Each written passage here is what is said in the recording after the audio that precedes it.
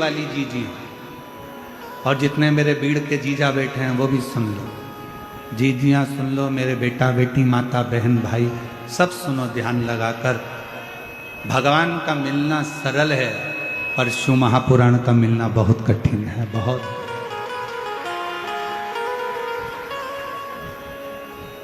भगवान तो भजा तुमने और परमात्मा मिल जाता है, पर शिव पुराण के लिए तो तुम्हें सवेरे घर से निकलना पड़ता है 6-7 बजे, तब पहुंचना पड़ता है 9 बजे चाकरवाड़ी।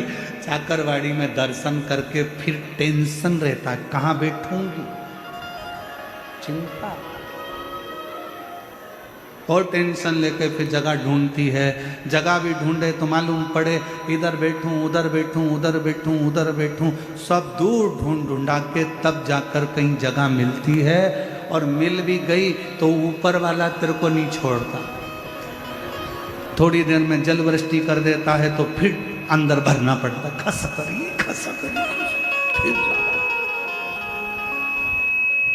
फिर जाना पड़ता। कितनी मेहनत। शायद मैं महादेव महाराज जी आपको कहूं, शायद पूरी दुनिया की केवल एक ही कथा ऐसी होती है शिव पुराण, जिसको बड़ी मेहनत कर कर सुनना पड़ता है, बहुत मेहनत।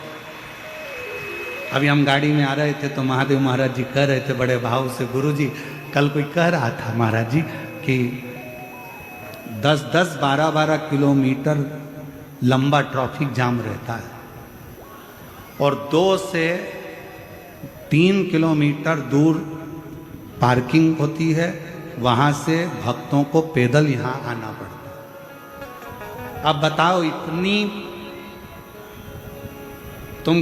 तुम्हारा रिश्तेदार तुम्हारे यहाँ शादी का निमंत्रण देता है, 500 रुपये आने का 500 जाने का देता है, तुम्हारी शादी में विदाई में साड़ी देता है, मिठाई का डब्बा देता है, तो तुम उसके यहाँ नहीं जाते। वहीं गाड़ी खड़ी करोगे शादी के गार्डन के सामने, जानते नहीं हो बुआ हूँ लड़के की, ये फूफा है, मैं मामी, ये मामा है। गाड़ी बिल्कुल गार्डन के अंदर चाहिए, गार्डन के अंदर। पर मेरा भोलेनाथ जैसे कैलाश पर अगर कोई आता है तो उसको पहले दूर, जैसे लंका का राजा रावण अपने पुष्पक विमान में बैठकर जा रहा था, और जाते जाते पूरे धामों में घूम लिया, पर उसका पुष्पक विमान नहीं रुका। जब कैलाश आया तो रावण का पुष्पक विमान भी आगे नहीं बढ़ पाया, ट्रैफिक में फंस गया। ट्रैफिक में पुष्पक विमान फंस गया था। रावण ने पूरी दम लगा दी, पूरी मेहनत लगा दी, और कैलाश पर से विमान को उड़ाने लगा, नहीं उड़ा। आखिरी में विमान क्षतिग्रस्त होकर पुष्पक विमान जमीन पर गिर गया। जब रावण का विमान जमीन पर गिरा, रावण क्रोध में लाल हो गया, ये कैसे गिर सकता है, मेरा विमान है, कैसे आ गया। सामने नंदी बैठा था, मुस्कुरा दिया नंदी। नंदी ने कहा, लंकाधिपति ये शिव का धाम है, यहाँ थोड़ा पैदल चलना पड़ता है, तब जाकर सोने की लंका मिल जाती है। ये शिव का धाम है, जहां पैदल चलना पड़ेगा तो सोने की लंका मिल जाएगी।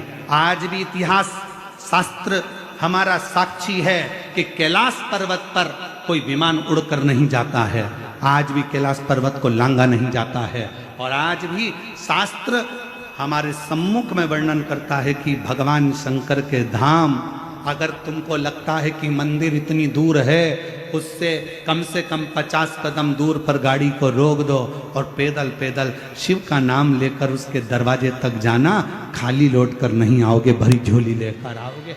लंकापति रावण को गुस्सा आ गया, आखिरी में उसने सोच लिया कि इस कैलाश पर्वत को उठाकर फेंक दूंगा। उठाया कैलाश पर्वत को और दम लगाने लगा उस कैलाश पर्वत को कि मेरा पुष्पक विमान नीचे उतर गया, मेरा पुष्पक विमान क्षतिग्रस्त हो गया।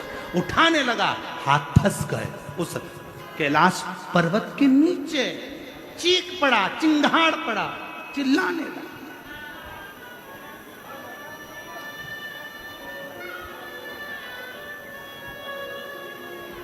और शिव तो क्षमा की मूर्ति है, शिव क्षमा की मूर्ति है। एक सच्चा गुरु, कल रात्रि को हमारा सत्संग चल रहा था, हमारे कक्ष में तो बच्चे लोग बैठते हैं, तो कक्ष में हमारे हम माताओं को तो आने नहीं देते, परंतु हमने इनको कहा था बच्चे लोगों को, अगर महादेव महाराज के बेटे होन भी कोई आना चाहे तो कमरे में आने की मना नहीं। जब अपन सत्संग करते हैं उस समय रात्रि का हमारा समय रहता है, 9 सवा 9 बजे करीब हम लोग बैठे रहते हैं। तो रात्रि का हमारा सत्संग चल रहा था महादेव महाराज। उस सत्संग में बात निकली, आप ही की चर्चा निकली, और ब्राह्मण लोग बता रहे थे कि महादेव महाराज जी जब पूजन करने के लिए बैठते हैं तो गुरु जी उनका इतना भाव रहता है पूजन के समय पर कि क्या बोला जा रहा है क्या नहीं बोला जा रहा उससे मतलब नहीं, उनको तो केवल जिसकी पूजन हो रही है उसका स्मरण, माउली माउली शिव शिव, बस उसका भजन उनकी घट की जिह्वा से चलता रहता। हमारे ब्राह्मण बता रहे थे ऐसा लग रहा था कि स्वयं शंकर की पूजन शंकर ही कर रहा था। फिर बात निकली आगे चलकर, तो बात निकली तो उसमें चर्चा निकली कि असली संत की, असली विद्वत्ता की, असली गुरु की पहचान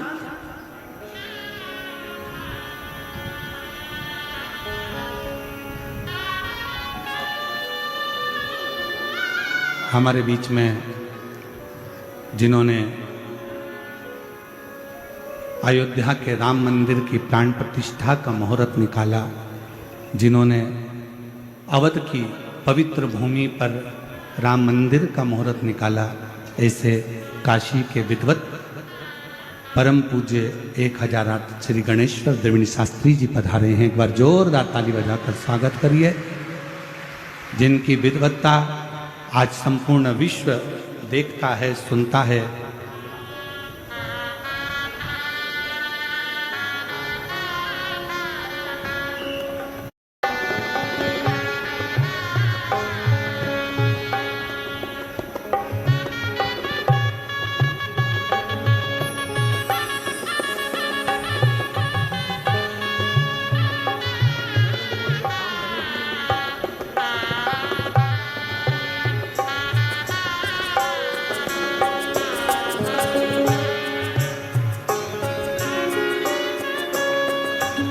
एक बार जोरदार ताली बजाकर आप सभी का स्वागत, वंदन, अभिनंदन।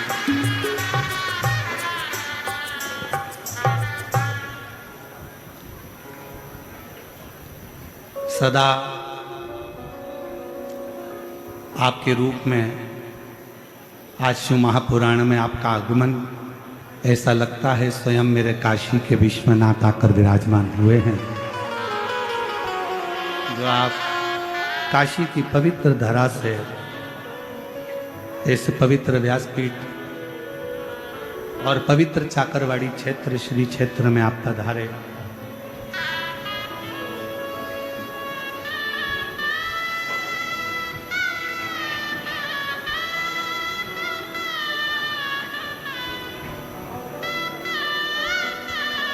जब हमारे भारत की भूमि के माननीय प्रधानमंत्री जी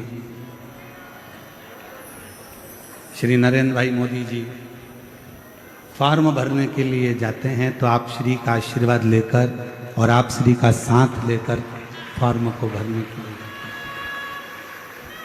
और युद्ध क्षेत्र में भी जो भारत और पाकिस्तान का एक युद्ध सम्मुख में आया, कब कैसे जवाब देना है उसका भी मुहूर्त का विचार आप ही के द्वारा किया गया है। एक बार जोरदार ताली बजाकर स्वागत। इस भव्य शिव महापुराण में काशी से आप पधारे, जो ऐसा लग रहा है कि स्वयं विश्वनाथ, काशी विश्वनाथ की करुणा, उनकी उदारता और उन्हीं की कृपा यहाँ स्वयं के रूप में आई है। और शंभो शरणे पड़ी मांगू घड़ी घड़ी दुख काटो दया कर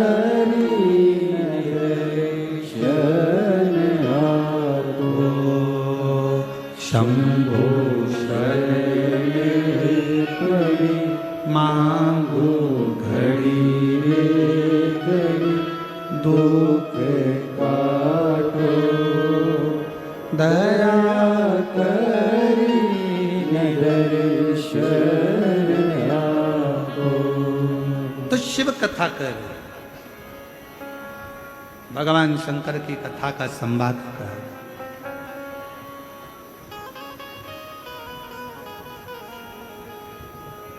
विमान बढ़ता नहीं, रावण को क्रोध आ गया, चिंगाड़ पड़ा, रावण चिल्ला पड़ा, मेरा विमान और यहां से जा नहीं सकता। उसको क्या मालूम कि यहां त्रिकालदर्शी कैलाशी अविनाशी भगवान शिव का निवास है। और कल कथा में एक बात कही थी आप लोगों को कि शिव के मंदिर भी नहीं जा सकते तो भगवान शंकर के मात्र शिखर का दर्शन कर कर भी आप अपनी जिंदगी का कल्याण कर सकते हैं, अपने जीवन का कल्याण कर सकते हैं। मात्र शिखर का दर्शन। और अभी आपको कथा में वर्णन किया कि 1000 योजन दूर बैठकर भी अगर कोई गंगा माता का नाम ले लेता है तो उसको भगवान नारायण का धाम वैकुंठ प्राप्त हो जाता है। मंडल में बैठकर पूरे भूमंडल में बैठकर कहीं पर भी अगर शिव का नाम, विश्वनाथ का नाम, मेरे भगवान शंकर की काशी विश्वनाथ का, मेरे शिव का नाम अगर ले लिया जाता है तो उसका अगला जन्म मृत्यु लोक में होता ही नहीं, होता ही।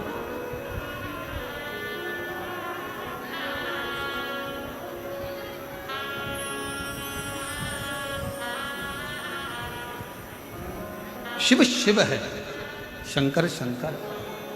रावण को लगा कि मैं लंका का राजा रावण, मेरे पास में ये पुष्पक विमान है, मेरे पास में इतना वैभव है, मेरे पास में इतना धन है, मेरे पास में इतनी दौलत है, मेरी इतनी बड़ी सेना है, मेरा इतना बड़ा कुल है, मेरा इतना बड़ा परिवार है, मेरे पास में वैभव की कमी नहीं, कुल की कमी नहीं, राक्षसों की कमी नहीं, सब कुछ मेरे साथ में है। तो ये पर्वत बीच में आड़े आ रहा है।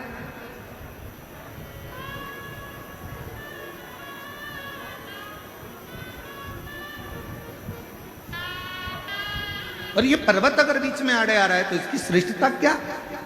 उठाना चाहा, नहीं उठा। समझ में आ गया कि गलती हो गई। शिव महापुराण की कथा में कल हम वर्णन कर रहे थे सत्संग का, तो उसमें बात निकली कि जितनी सरलता, जितनी सहजता, जितनी विनम्रता आपके अंतर्गत होगी उतना परमात्मा आपके करीब में आता चलेगा, शिव तत्व आपके भीतर समाता चलेगा।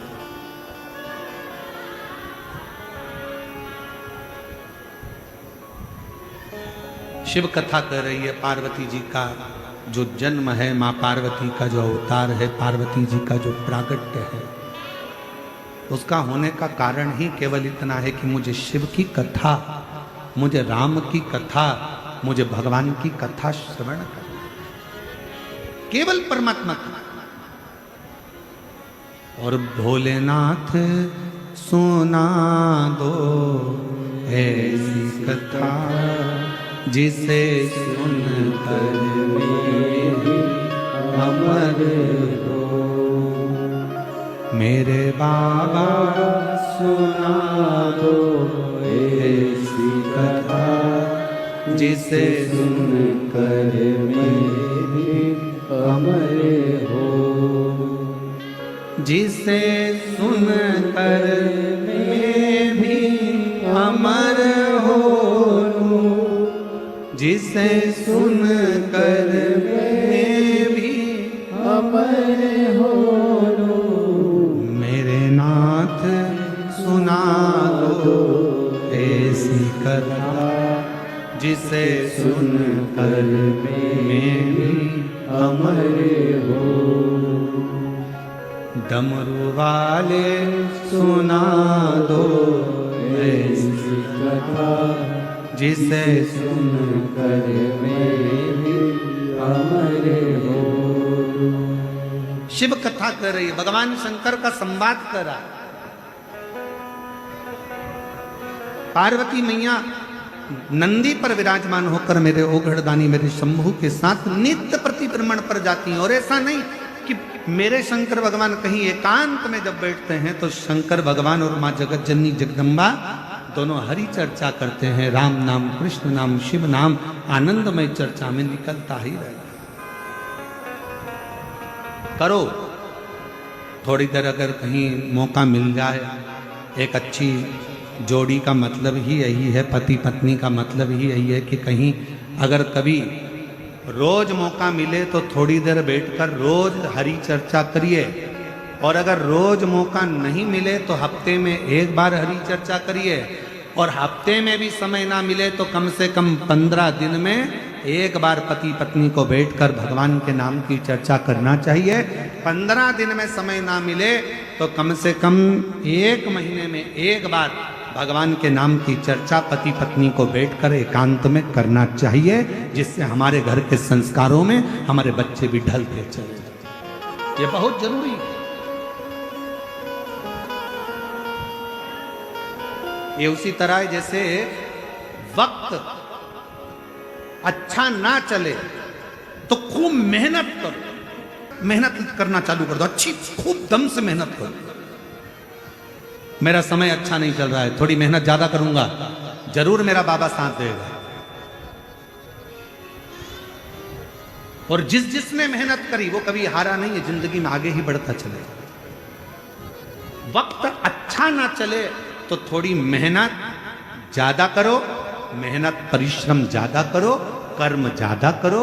और जब वक्त अच्छा चले, बहुत अच्छा अगर तुम्हारा वक्त चल रहा है तो जो दुखी हैं उनकी सहायता करो, उनको आगे बढ़ाने का प्रयास करो।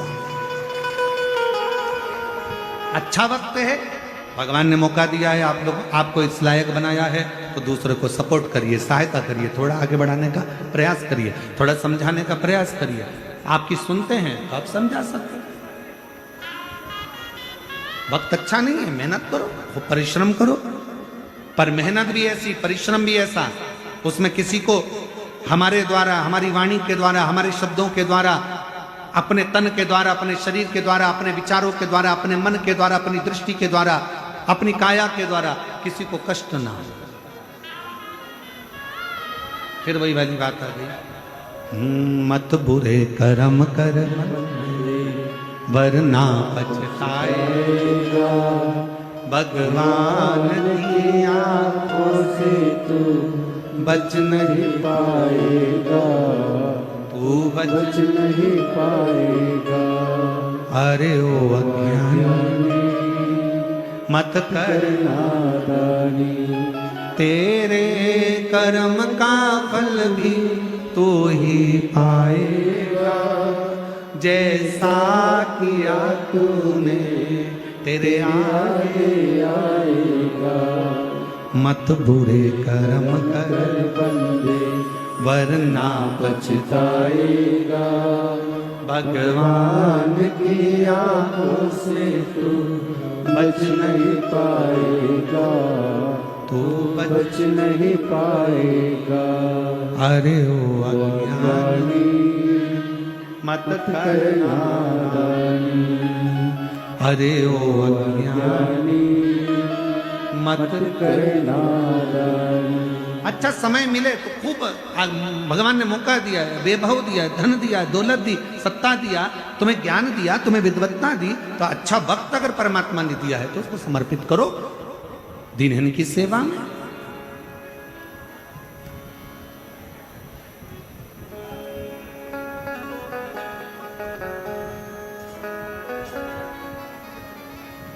लगा दो भजन में थोड़ा। पार्वती मैया का नित्य विचार था कथा को श्रवण कर। अमरनाथ जी की गुफा में जाकर करा क्या मां जगत जननी जगदम्बा ने? केवल शिव जी से कहा मुझे कथा श्रवण करा दो, जिसके लिए मेरा जन्म हुआ है। मैं सती बनकर जन्मी थी, कुंभज बाबा के आश्रम में आप मुझे लेकर गए थे, पर वहां मैं कथा नहीं सुन पाई, मेरा मन नहीं लगा, मेरा चित्त नहीं लगा।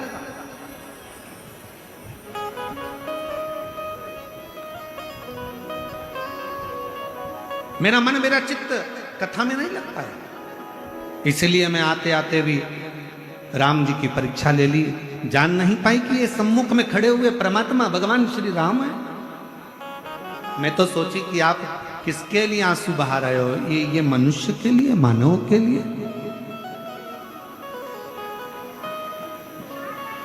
महाराज, हम पहचान नहीं पाते संसार में जन्मे हुए कई महापुरुषों को, और जब वो महापुरुष हमारे बीच में से चले जाते हैं तब हमको उनका स्मरण आता है कि वो थे तो उनको हमने जाना नहीं, हम पहचान नहीं पाए।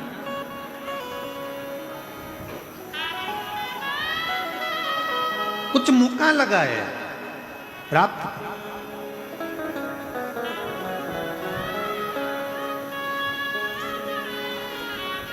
कथा रोज, सत्संग रोज करो। पार्वती जी ने भगवान शिव से कहा कि मेरा ये जन्म, मेरा जो ये वापिस मेरा जो जन्म हुआ है, इतने जन्मों के बाद मैं वापिस जो आई हूं आपके पास में, बस केवल कथा के लिए, केवल मुझे सुनना है, सुनना। और सुनना बहुत कठिन विषय है। आज के जमाने में सबसे ज्यादा कठिन विषय ही सुनना है। आज के जमाने में बहू भी तड़ाके से कह देती अपनी सास से, मैं किसी की नहीं सुनूंगी। क्या मैं सुनने के लिए आई हूं? और सास भी तड़ाके से कह देती है, ये कल की आई, मैं इसकी सुनूंगी।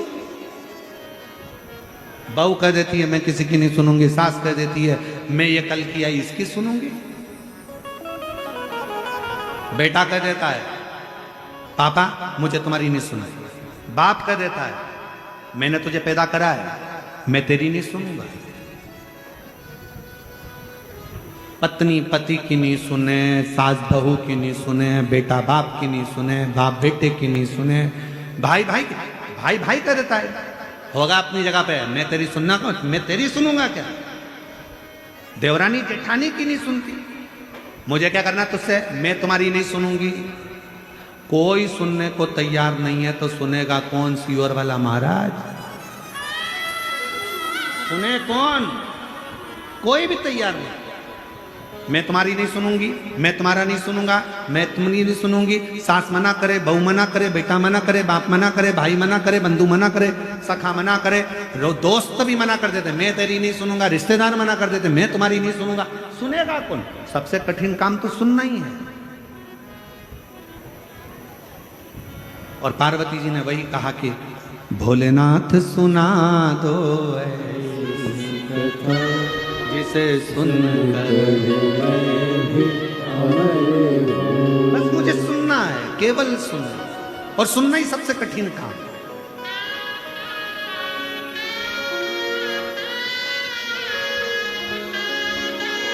भगवान राम जी ने भी कहा ना सबरी को कि बस सुन ले। प्रथम भगति संतन कर संगा, दूसरी रति मम कथा प्रसंगा। सुनो, जितना सुनोगे उतना भगवान तुम्हारे नजदीक में आ जाएगा। राम जी को आने का कारण ही यही था कि शबरी ने मातंग बाबा की सुनी बात, अपने गुरुजन की सुनी बात, सुनती रही, कथा सुनती रही, सुनती रही, सुनती रही, और भगवान आ गए।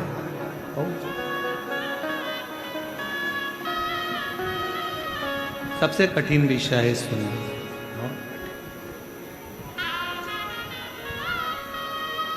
बहुत कठिन विषय। और उसमें भी जब कोई हरि चर्चा हो, शिव चर्चा हो, राम चर्चा हो, प्रभु की चर्चा हो, तो वो सुनना और कठिन, बहुत कठिन। जैसे ही सुनने का मौका आएगा तो कई माताएं तो 2-3 बार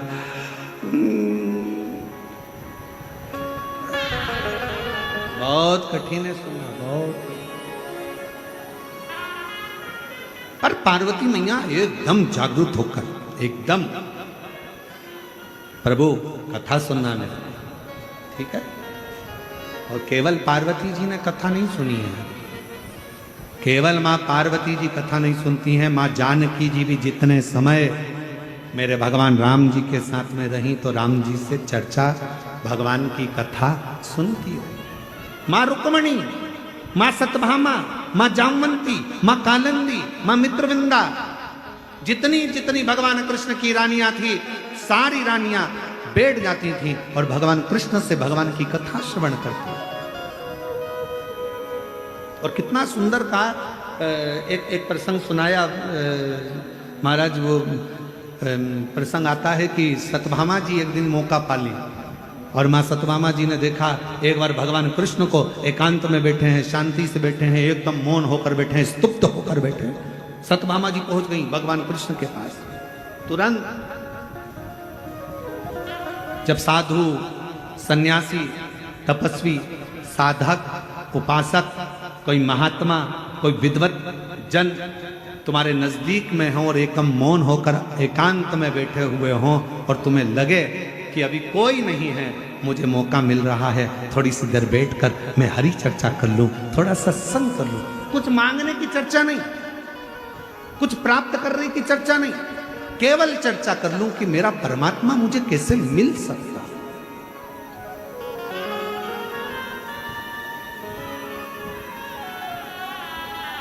मुझे मेरा भगवान कैसे मिल सकता है, बस वो मुझे मिल जाए, वो मुझे प्राप्त हो जाए।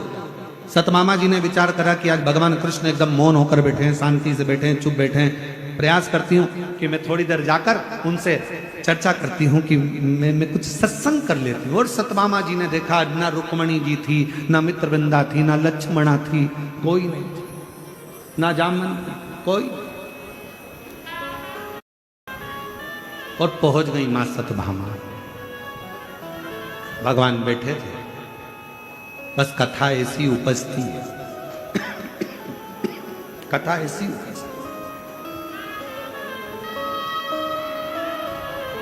बैठे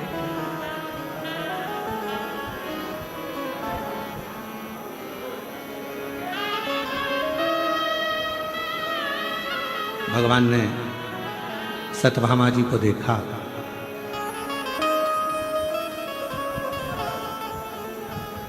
भगवान कृष्ण मुस्कुराने लगे।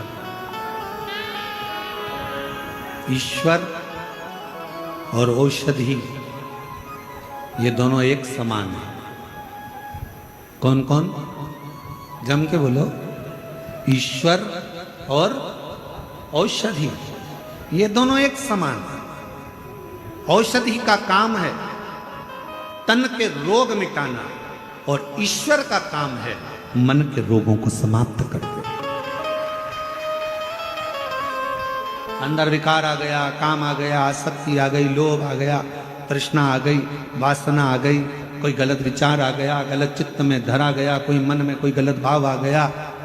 ईश्वर और औषधि दोनों एक समान है। औषधि का काम है तन में अगर कोई रोग आ गया तो वो औषधि मिटाएगी।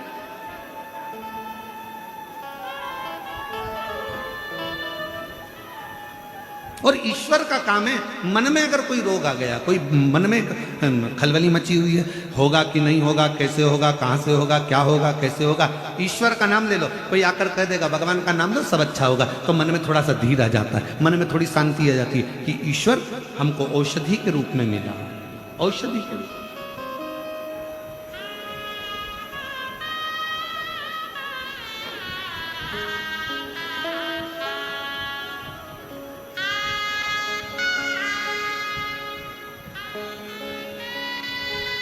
बस उस शिव नाम में भगवान कृष्ण के पास पहुंच गई सतभामा जी, बैठ गई। और बैठकर मां सतभामा जी ने भगवान को देखा और भगवान बड़े मुस्कुरा रहे थे सतभामा को देखकर, उनके चेहरे पर प्रसन्नता थी। सतभामा समझ गई, भगवान को लग गया कि मैं आ गई।